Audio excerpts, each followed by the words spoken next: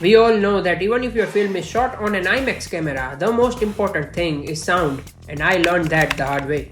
In this video, I'll show you how my recent short film Do Not Blink was ruined with disgusting sound. Many big budget films have been criticized for its bad sound.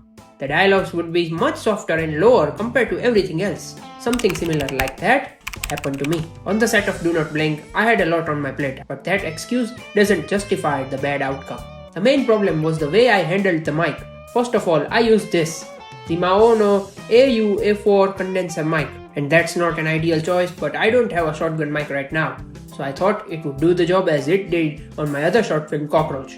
The mic is more than great, but not for this, because what we did as a unit on set is what ruined the film.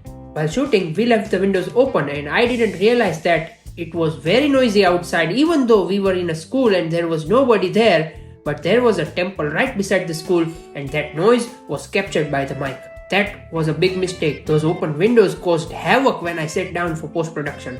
There was so much ambient noise and the wind was heavy as well on some occasions, so I tried everything to clean it up, but I couldn't clean everything. On several occasions, you can clearly hear that the sound is bad or something's off. See it for yourself.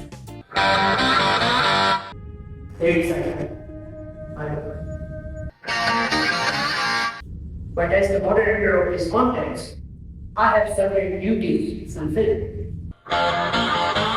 Welcome to the game of fate, where you are is bridge of destiny. This is an issue that I have been dealing with for a long time. My previous short films Cockroach and Day 36 didn't have any kind of issues, but I fucked up on this one.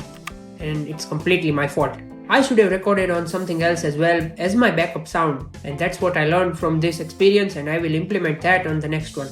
With that, let's wrap this up. Hope you learned something from my stupid mistake. I'll see you in the next one.